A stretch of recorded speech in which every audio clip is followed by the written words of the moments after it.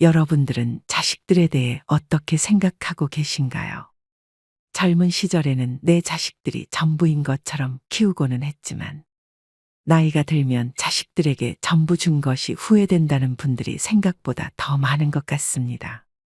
우리 자식들은 그러지 않을 거야 하고 생각하는 부모님들이 더 많겠지만, 어느 부모가 자식들이 자신을 버릴 것이라고 상상이나 했을까요?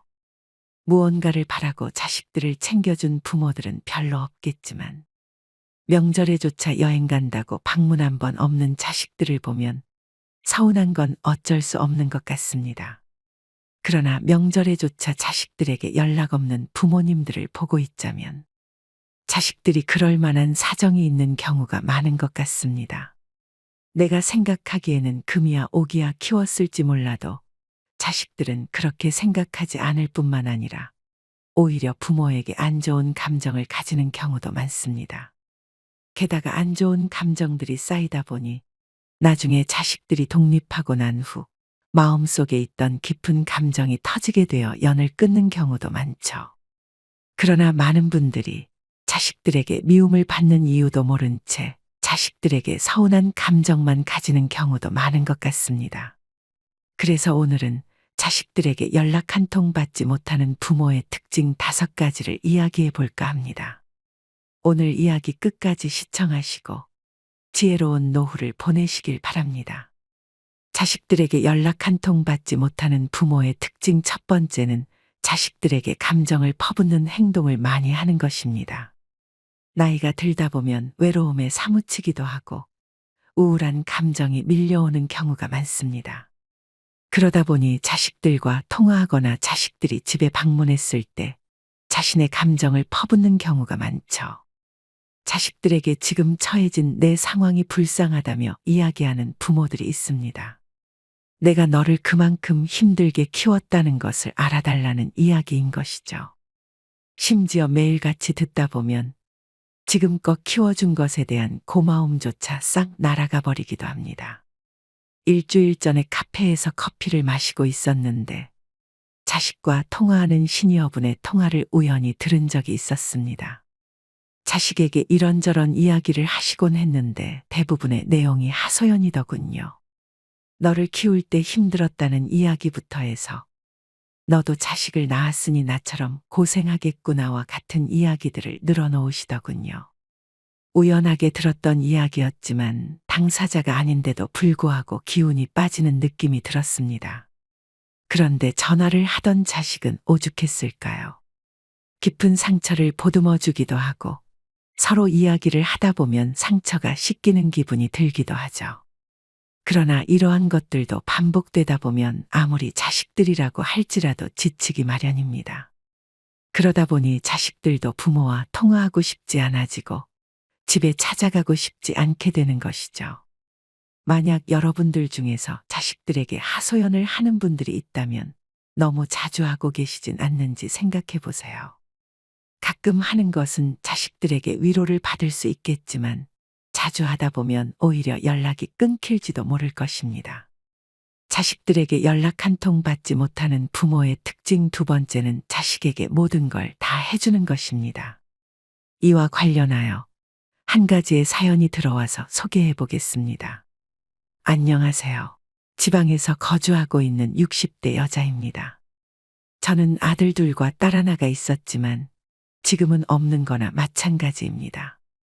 연락을 하지 않고 살기 때문인데요. 남편이 사업을 조금 크게 하고 있어서 돈을 잘 벌다 보니 자식들을 부족함 없이 키울 수 있었습니다. 어렸을 적 둘째가 서울에서 고등학교를 다니고 싶어 했지만 지방에서 살다 보니 그것만 들어줄 수 없었네요. 대학교 비용부터 해서 결혼할 때 필요한 전세 자금까지 마련해 주기도 했습니다. 근데 저는 이게 문제가 될 줄은 몰랐습니다.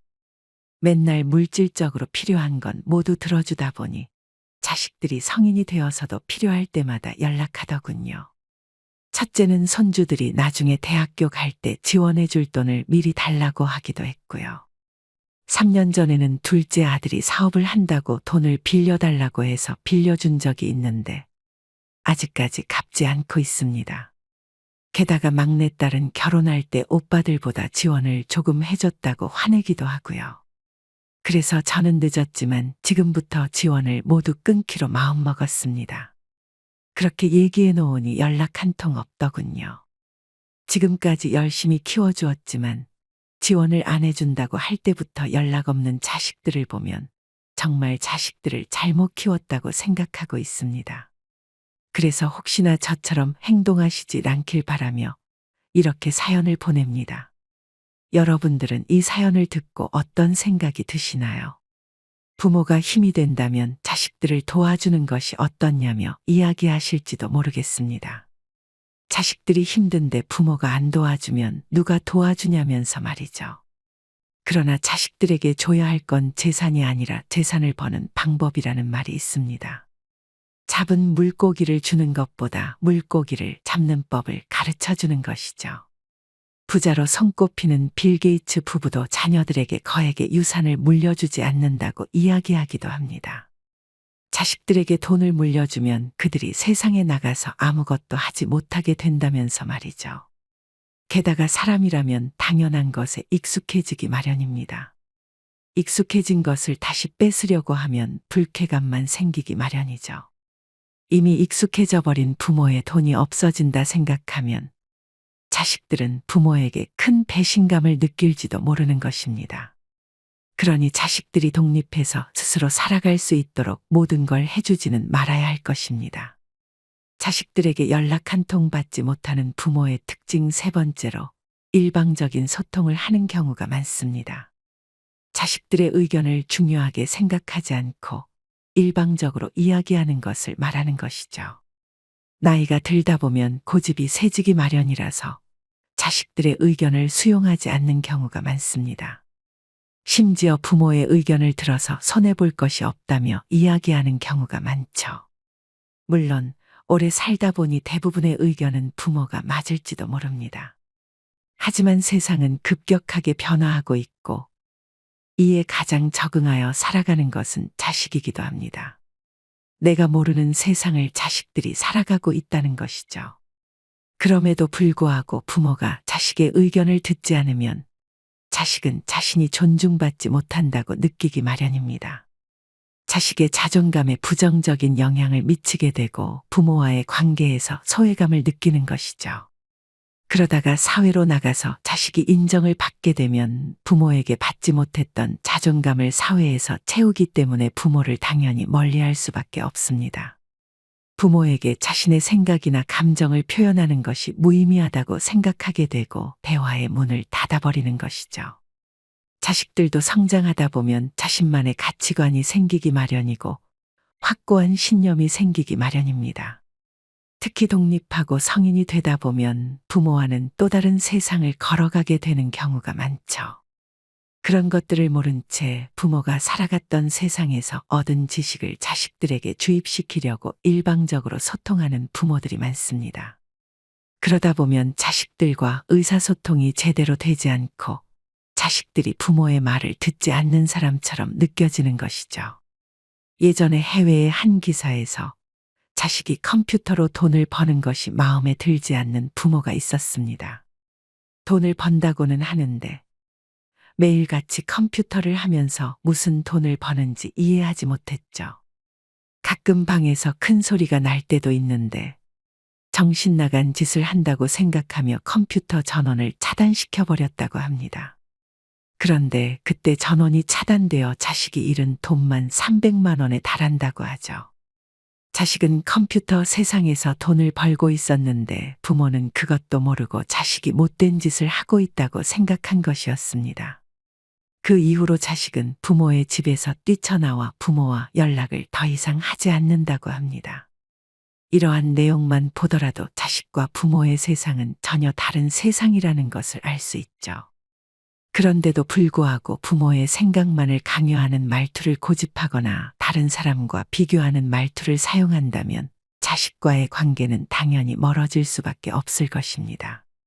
자식들에게 연락 한 통 받지 못하는 부모의 특징 네 번째로 효도를 강요하는 것입니다.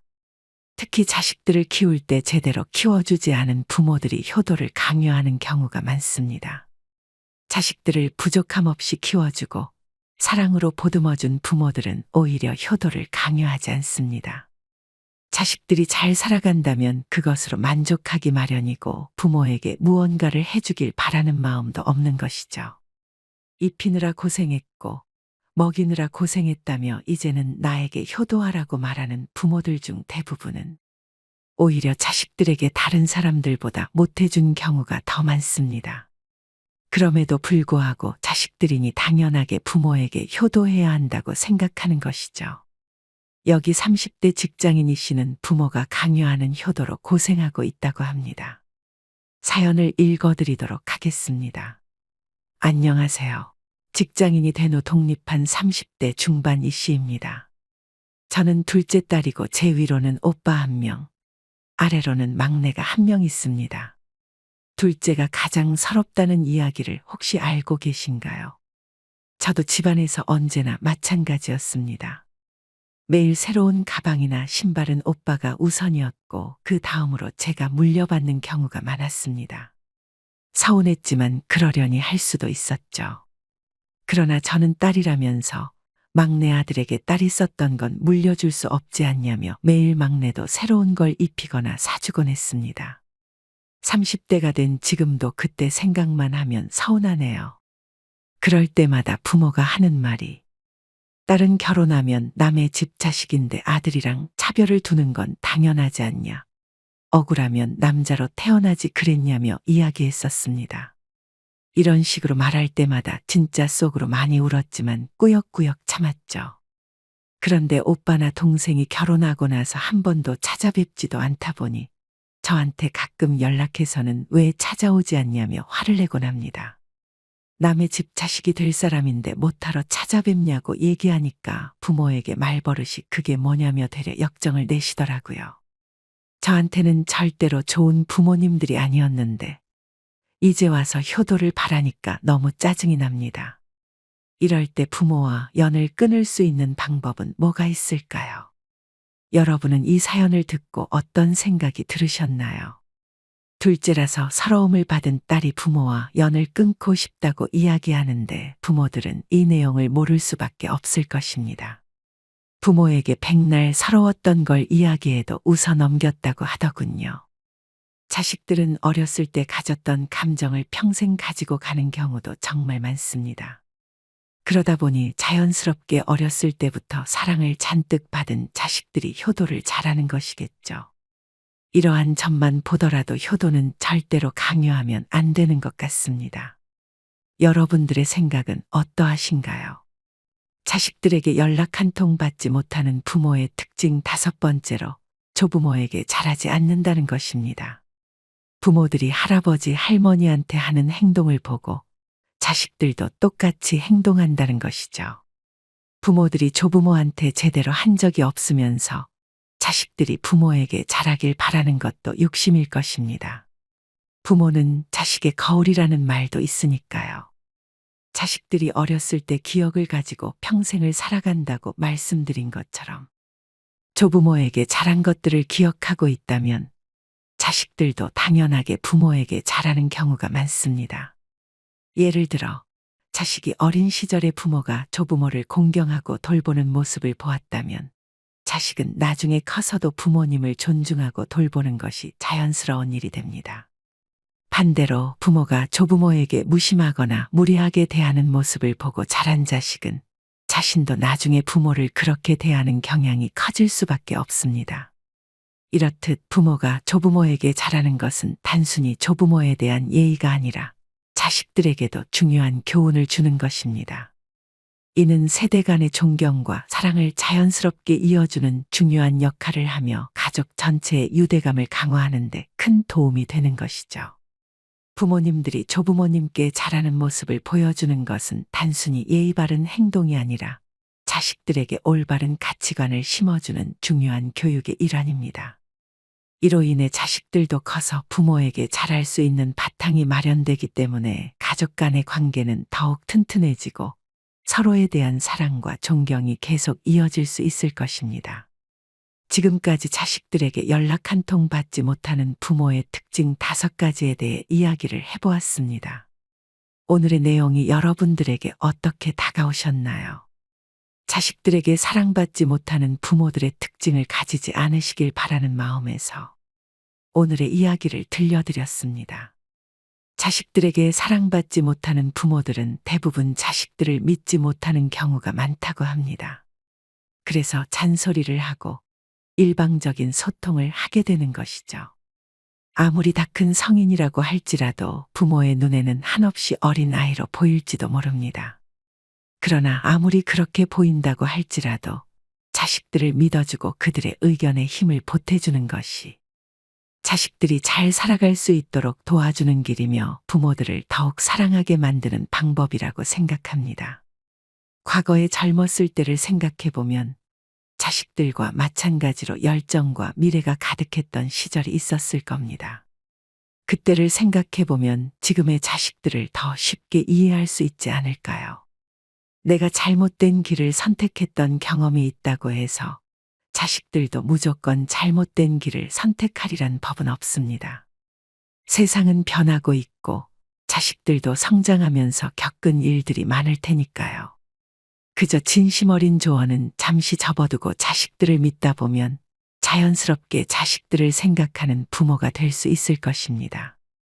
오늘 말씀드린 내용 5가지에 대해 빠르게 말씀드려 보자면, 자식들에게 명절에조차 연락 한 통 받지 못하는 부모의 특징, 첫 번째로 감정을 퍼붓는 행동을 하거나 두 번째로 자식에게 모든 걸 다 해주는 것이었습니다.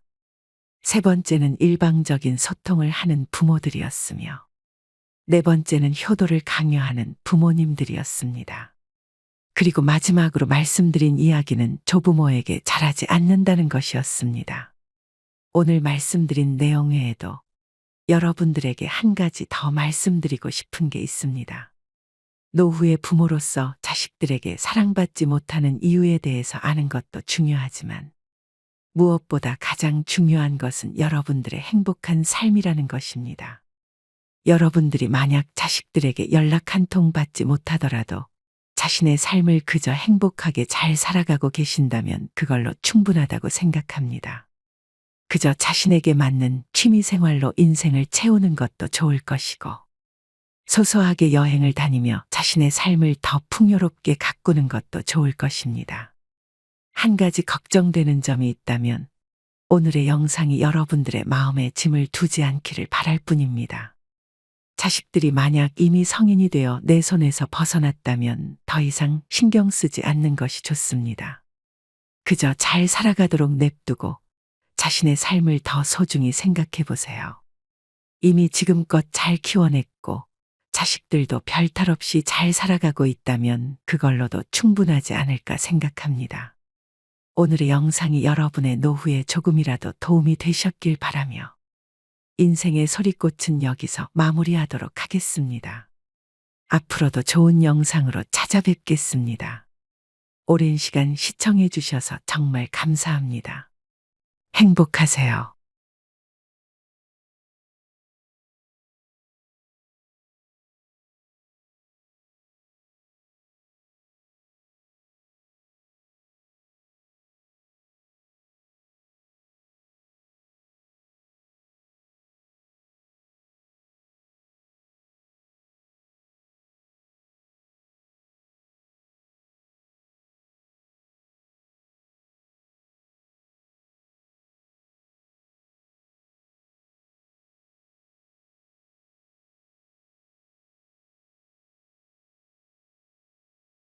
입버릇처럼 돈이 없다며 하소연하는 사람들이 있습니다.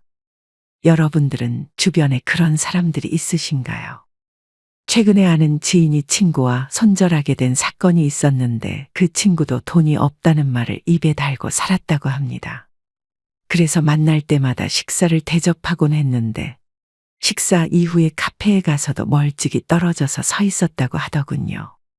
여러 번 사주다가 지쳐서 너도 좀 사야 하지 않겠냐고 이야기했더니 여전히 그 친구는 돈이 없어서 힘들다며 이야기했다고 합니다. 만날 때마다 밥을 사주었던 지인은 친구에게 밥 한 번 사라고 했다가 죄인이 된 것만 같은 기분이 들었다고 하죠. 시간이 지나서 그 친구의 이야기를 듣게 되었는데 38평짜리 아파트를 대출도 하지 않은 채 구입했다고 합니다. 지인은 그 사건 이후로 그 친구와 두 번 다시 만나지 않는다고 하더군요. 여러분들은 이 이야기를 들으면서 어떤 생각이 들으셨나요? 친구가 어려우면 밥 사는 게 그렇게 어렵냐며 이야기하는 분도 있으실 거라 생각합니다. 물론 내가 여유가 되면 친구한테 밥을 사주는 것이 큰 돈도 아니기에 어려운 것은 아닐지도 모르죠. 그러나 사람이라면 받은 게 있을 때 돌려줘야 하는 것이 맞습니다. 그게 사람 간의 예의일 뿐만 아니라 기본적인 도리인 것이죠. 돈이 없다며 계속 얻어먹기만 하는 사람들은 가난한 게 아니라 인색한 경우가 더 많습니다. 그래서 나이가 들수록 돈을 안 쓰는 사람을 멀리해야만 하는 것입니다. 만약 내가 무언가 베풀어야만 만날 수 있는 친구가 있다면 내가 궁핍해졌을 땐 만나지 못하게 될 것입니다. 그게 과연 진정한 친구라고 이야기할 수 있을까요? 이것 이외에도 우리는 살아가면서 반드시 멀리해야만 하는 사람들이 있기 마련입니다. 그래서 오늘은 반드시 멀리해야 하는 사람들의 특징에 대해서 이야기해 보려고 합니다. 오늘 이야기를 끝까지 들으시게 된다면 주변에 좋은 사람만 남겨둘 수 있을 거라 생각합니다. 지금부터 말씀드리는 4가지 말투를 사용하는 사람이 주변에 있다면 반드시 멀리하시길 바랍니다. 첫 번째로 나는 원래 이런 사람이야 라는 말을 하는 사람입니다. 항상 나는 원래 이렇다며 이야기하는 사람이 있습니다. 이런 사람들은 절대로 자신이 잘못된 행동을 하더라도 원래 이런 사람이라며 바꾸려고 하지 않죠. 최근에 아는 지인의 아들이 직장을 다니다 이직을 하게 되었는데 적성에도 맞고 회사가 너무 자기와 잘 맞는다며 이야기했었다고 합니다. 그런데도 불구하고 상사 한 명 때문에 이직을 하게 된 것이었죠. 그 상사는 언제나 사람을 비하하는 말투를 사용했다고 합니다. 예를 들어 땡땡 씨는 왜 그렇게 살이 잘 찌는 거야? 얼굴이 무슨 보름달처럼 생겼네? 너는 살 좀 빼야겠다. 이런 이야기들을 서스럼없이 했다고 합니다. 그래서 참다 못한 직장 동료가 비하하는 말투에 대해 지적했는데 자신은 원래 솔직한 사람이라며 원래 이런 사람이니까 이해하라고 이야기했다더군요. 절대 변하지 않을 사람이라고 생각하여 자기가 피할 수밖에 없었다고 합니다. 여러분들은 원래 이런 사람이라는 말에 대해 어떻게 생각하시나요? 그런 사람들은 어떻게든 자기 포장을 하곤 하지만 사회에서는 그런 사람들을 보고 고집불통이라고 이야기합니다. 내가 원래 이런 사람이야 라는 말을 하는 사람들은 본인의 단점을 알고 있으면서도 개선의 노력을 안 하는 사람들인 것이죠. 본인의 성격에 문제가 있고 다른 사람에게 상처를 준다는 것을 알면서도 원래 이런 사람이라는 핑계로 본인이 하고 싶은 대로만 행동하는 것입니다. 만약 여러분들의 주변에 원래 이런 사람이라며 행동하는 사람이 있다면 반드시 멀리하세요. 나에게는 도움이 되지도 않는 사람일 뿐만 아니라 오히려 내 감정을 깎아먹는 사람이 될 것입니다. 두 번째로 나이도 비슷한데 나보다 오래 살아본 것처럼 말하는 사람들입니다. 같은 나이인데도 불구하고 나보다 더 오래 살아온 것만 같은 사람들이 있습니다. 내가 무언가 시도하려고만 하면 그건 좋지 않다며 이야기를 하는 것이죠. 이야기를 듣고 있다 보면 내가 하려던 것을 이미 해본 사람처럼 구는 경우가 많습니다. 어떤 분은 은퇴하고 난 이후 건강을 생각해서 헬스를 다니며 운동 한번 해보려고 했더니 주변에 있는 사람들이 뜯어 말렸다고 합니다. 헬스를 하면 근육이 손상된다는 것부터 시작해서 나이가 들면 뼈가 약하기 때문에 좋지 않다고 이야기를 하는 것이었죠. 공원을 걷는 것이 최고라며 헬스는 끊어놓기만 하고 다니지 않는다고 조언했다고 합니다. 헬스를 이미 다녀보고 어딘가 다쳐본 사람처럼 말이죠. 그러나 그 사람은 헬스를 다녀보기는커녕 그저 흘러들은 이야기들만 믿고 조언을 해준 것이었습니다. 여러분들 주변에도 이런 사람들이 있으신가요? 만약 나와 비슷한 나이임에도 불구하고 세상 모든 것들을 통달한 것처럼 이야기하는 사람이 있다면 관계를 다시 한번 생각해 보시는 것이 좋습니다. 나에게는 하등 쓸모가 없는 존재일 가능성이 높기 때문이죠. 그런 사람들의 결말은 언제나 하지 말라는 이야기로 귀결되는 경우가 많습니다. 나에게 진짜 도움이 되는 사람들은 해보지도 않은 것으로 충고나 조언을 하지 않습니다. 그러니 만약 제대로 무언가 해보지도 않은 사람이 나보다 더 많이 산 것처럼 조언하는 경우가 있다면 그 사람을 반드시 조심하시는 것이 좋을 것입니다. 세 번째로, 몰라서 그랬어라며 말하는 사람들입니다. 세상에는 모르면 다 용서된다고 착각하는 사람들이 있습니다. 나도 그렇게 될 줄은 몰랐어. 모르고 그런 건데 화를 낼 것까지는 없잖아와 같은 말을 들으면 여러분들은 어떤 생각이 들으시나요?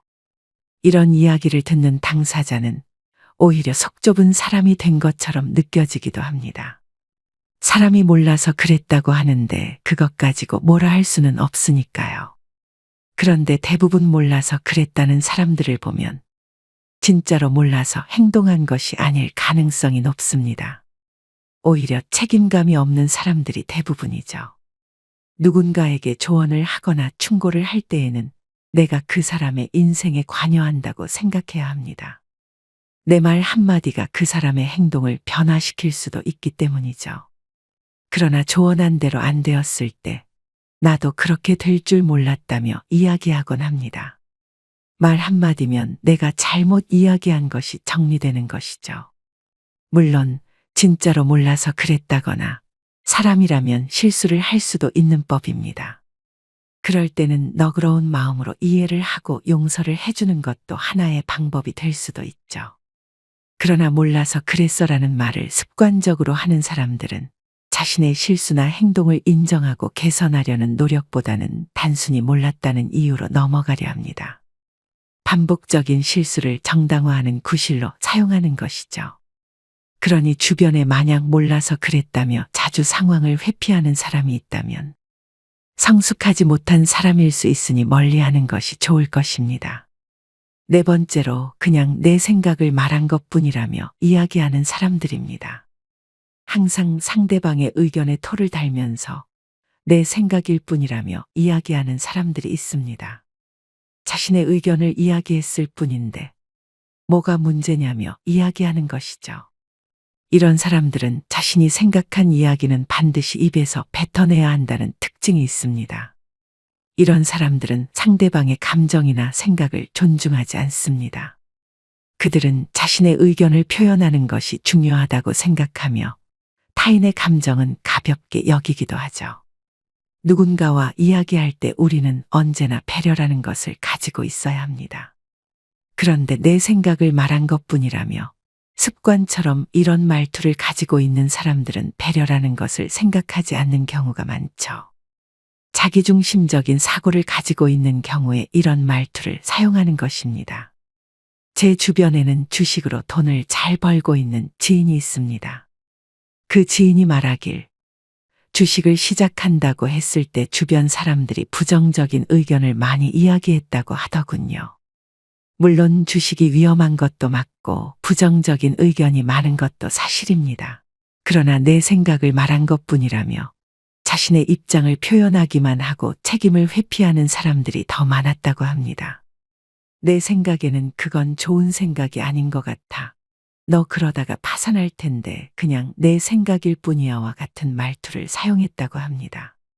부정적인 시각을 가지고 이야기하고는 싶은데 책임은 지고 싶지 않으니 그렇게 이야기하는 것이겠죠.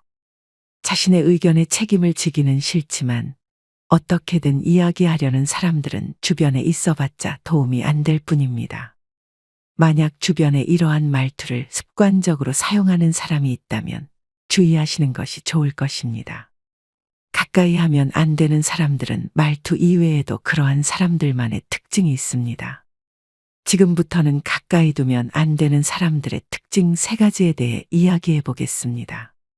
첫 번째로, 내 말을 수시로 끊는 사람들입니다.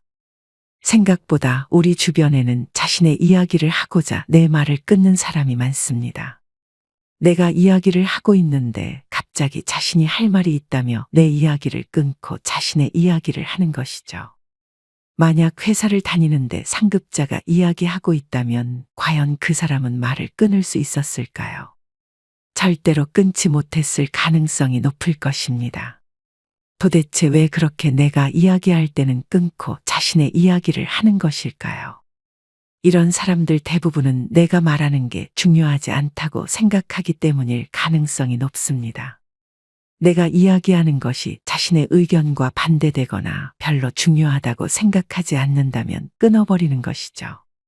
이런 사람들은 상대방에 대한 배려가 없을 가능성이 매우 높습니다. 우리라고 상대방의 말을 끊지 못해서 안 끊는 건 아니지 않나요? 그저 상대방의 이야기를 들어주고 존중하기 때문에 끊지 않는 것입니다. 여러분들도 그렇게 생각하지 않으신가요? 그렇기 때문에 내 말을 수시로 끊는 사람들을 멀리할 필요가 있는 것입니다. 만약 주변에 내 말이 끝나지도 않았는데 자기 이야기를 하려고 하는 사람이 있다면 불쾌감을 드러내고 그러지 말라고 이야기해 보세요. 그럼에도 불구하고 고쳐지지 않는 사람이 있다면 고집도 세고 주장도 강하며 배려도 없는 사람이라 생각하시고 당장 끊어내시고 나에게 이로운 사람만 옆에 남겨두시길 바랍니다. 두 번째로, 약속을 수시로 어기는 사람입니다. 시간 약속을 중요하게 생각하지 않는 사람들이 있습니다. 점심 식사를 위해 12시에 약속을 잡았는데 30분 일찍 나오는 사람이 있는 반면 약속 시간보다 30분 늦게 나오는 사람도 있죠. 약속 시간을 지키지 않는 사람들은 나와의 관계를 소중하게 생각하지 않을 가능성이 높습니다. 만약 10분만 늦어도 3만 원 손해를 본다고 한다면 그 사람이 과연 약속 시간에 늦는 경우가 생길까요? 장담하건대 평소보다 일찍 나오거나 약속 시간에 절대 늦게 나오지 않을 것입니다. 물론 가끔 실수로 인해 약속을 지키지 못하거나 사정이 있어 약속을 지키지 못하는 경우에는 당연하게 이해해 줄 수 있을 것입니다. 상대방을 배려하는 마음이 있다면 충분히 이해할 수 있는 것이죠. 그러나 약속을 수시로 어기는 사람들은 오히려 나에 대한 배려가 없을 가능성이 높습니다. 이미 그렇게 습관이 자리 잡게 된 것이죠. 여러분들 주변에는 약속을 수시로 어기는 사람이 있으신가요? 만약 그런 사람들이 주변에 있다고 했을 때 내가 스트레스 받지 않는다면 상관없을지도 모르겠습니다. 그러나 확실한 것은 나와의 약속을 중요하게 생각하지 않거나 내가 기다리는 것에 대해서 미안한 마음이 전혀 없는 사람일 가능성이 높다는 것입니다. 만약 약속을 수시로 어기는 사람이 소중하지 않은 사람이라면 한 번쯤 관계에 대해서 깊게 고민해 보시길 바랍니다. 세 번째로, 언제나 충고나 조언을 하는 사람입니다. 자신이 무엇이라도 되는 것처럼 언제나 습관처럼 충고나 조언을 스스럼없이 하는 사람이 있습니다. 사람들이 말을 할 때면 조언이랍시고 부정적인 이야기들을 늘어놓곤 하죠. 이와 관련하여 60대 김 씨라는 남성분도 최근까지 알고 지냈던 친구를 손절했다고 합니다. 사연을 읽어드리겠습니다. 김 씨는 30년 넘도록 회사를 다니다가 정년이 되어 은퇴를 하게 되었습니다. 많은 사람들의 축하를 받긴 했지만 한편으로는 불안한 마음이 들 수밖에 없었죠. 오랫동안 회사를 다니며 열심히 모은 자금이 있었지만 앞으로 들어올 돈이 없었기에 막막했던 것입니다. 그런 김 씨에게는 오랜 회사 동료였던 박 씨라는 친구가 있었습니다. 2년 정도 선배이긴 했지만 같은 날에 은퇴를 하게 된 사람이었고 회사에서도 인정받은 사람이었죠. 김 씨는 그런 박 씨가 은퇴를 한 이후에 어떻게 살아가나 문득 궁금해졌습니다. 궁금했던 김 씨는 박 씨에게 곧장 전화를 걸어 어떻게 살고 있나 물어봤죠. 어차피 한 번 살다 가는 인생 끙끙 앓아봤자 뭐 하겠소? 그냥 지금을 즐기고 있지 뭐. 김 씨가 생각했던 것과 달리 박 씨는 별다른 생각을 하지 않고 있었습니다. 그래도 나중에 돈이 다 떨어지면 어떻게 하려고 그래? 그때는 자식들한테 용돈이라도 받던가 연금 받으면서 살면 되지 뭘 그래. 김 씨도 회사 다니면서 못 해봤던 여행도 좀 가고 맛있는 것도 사 먹고 좀 그래. 박 씨는 김 씨에게 자신의 삶을 즐기라며 이야기해 주었죠. 그러나 김 씨는 박 씨가 그렇게 이야기하더라도 불안한 것은 어쩔 수 없었습니다. 그래서 김 씨는 당장의 경비일이라도 알아봐야겠다 싶어 이것저것 알아볼 수밖에 없었습니다. 그러다 특정 자격증이 재취업에 도움이 된다는 것을 알고 학원에 등록해서 공부를 하기 시작했죠. 그런 김 씨를 보고 박 씨는 혀를 차며 이야기했습니다. 아니, 이 사람아, 나이가 들어서까지 공부하면 뭐 할 거야? 좀 즐기라니까 그러네. 그래도 내가 언제까지 살지도 모르는데 미리 준비해두면 좋지 않겠어? 답답한 사람아, 그럼 그때 가서 또 일을 찾으면 되는 거 아니겠어? 요즘은 세상이 잘 되어 있어서 굶어 죽을 일도 없어. 그리고 그 자격증 같은 거 하등 쓸모도 없다고 돈으로 학원 배불러 주는 거밖에 더 되겠어. 그러나 김 씨는 박 씨의 조언을 듣지 않았습니다. 불안한 미래를 걱정하는 것보다는 미리 준비하는 것이 도움이 될 거라 생각했기 때문이죠. 사람이라는 건 말이야, 휴식도 필요한 법이야. 그럼에도 불구하고 쉬는 것을 포기하며 열심히 공부한 김 씨는 전기 관련 자격증을 취득할 수 있었죠. 그리고 나서는 곧바로 아파트 경비로 취직하여 다시 돈을 벌기 시작했습니다. 그런 김 씨를 보고 박 씨는 안타까운 목소리로 이야기했죠. 나중에 조금이라도 쉴 걸 그랬네 하며 후회할 거야. 경비도 주 4일만 일하면 되는 거라서 쉴 때 놀러 가면 되니까 괜찮아. 김 씨는 은퇴 후 이른 나이에 새롭게 직업을 구했기 때문에 괜찮은 자리를 구할 수 있었죠. 김 씨는 경비 일을 한 지 2달 정도가 되자 몸이 많이 노쇠했다는 걸 느낄 수 있었습니다. 회사를 다닐 땐 앉아서 일했던 것과 달리 매일 순찰을 돌아야 했기 때문이죠. 건강을 생각한 김 씨는 헬스에 등록하려고 마음먹었습니다.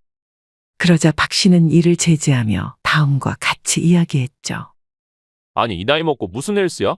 어차피 다닌다고 등록했다가 얼마 다니지도 못한다니까? 걷는 것보다 근육을 조금이라도 키우는 게 노후에 도움이 된다고 하더라고. 누가 그래? 나이 먹으면 근육이 무슨 소용이야. 그냥 걷기만 해도 효과가 좋다니까. 매일같이 김 씨의 행동에 조언을 하는 박 씨에게 더 이상 참을 수 없어 이야기했습니다. 그냥 내가 하고 싶다는데 왜 자꾸 말리는 거야? 다 너 잘 되라고 하는 말이야. 왜 그렇게 신경질적이야? 내가 조언을 해달라고 한 적도 없는데 하도 오지랖을 부리니까 그렇지. 참다 못한 김 씨는 박 씨에게 한마디 했습니다. 그냥 내가 알아서 할 테니까 신경 꺼. 이후로 김 씨는 박 씨와 더 이상 이야기하지 않기로 마음먹었습니다. 연을 끊기로 마음먹은 것이죠. 나중에 시간이 지나서 옛 동료들에게 듣게 되었는데 박 씨도 돈이 다 떨어지자 자격증을 준비했다고 합니다. 여러분들은 이 사연에 대해서 어떻게 생각하시나요?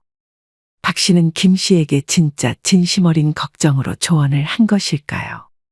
그저 자신과는 반대되는 일을 하는 김 씨가 마음에 들지 않았던 것은 아닐까요? 만약 박 씨가 조언했던 대로 김 씨가 살았다고 하더라도 잘못되었을 경우에는 책임져 주지 않았을 것입니다. 조언이라는 것은 누군가의 인생에 내가 관여한다는 것이나 마찬가지니까요. 책임을 질 수 있는 이야기를 하는 것이 진정한 조언일 것이며 책임감이 없는 조언은 오지랖이 될 뿐입니다. 오늘은 반드시 멀리해야 하는 사람들의 특징들에 대해서 살펴보았습니다. 여러분들은 어떤 사람들을 멀리해야 한다고 생각하시나요? 오늘의 이야기가 여러분들의 인생에 조금이나마 도움이 되었으면 좋겠습니다. 앞으로도 유익한 내용을 가지고 찾아뵙겠습니다. 지금까지 오랜 시간 시청해 주셔서 감사합니다. 인생의 소리꽃이었습니다. 행복하세요.